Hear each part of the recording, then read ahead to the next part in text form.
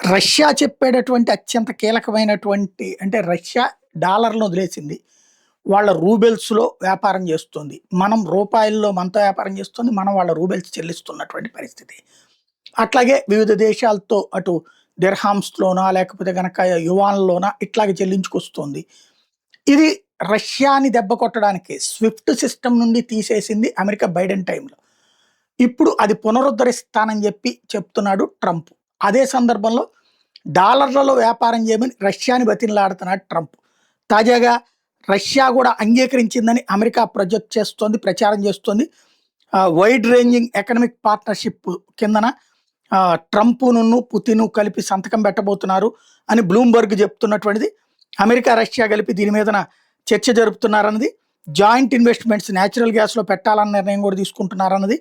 అట్లాగే raw material partnerships, critical raw material ఏవైతే ఉన్నాయో వాటి విషయంలో కూడా రేర్ ఎర్త్ మినరల్స్ వీటి విషయంలో కూడా, అట్లాగే అమెరికన్ కంపెనీలు రష్యాలోకి మళ్ళీ అనుమతించేటటువంటిది.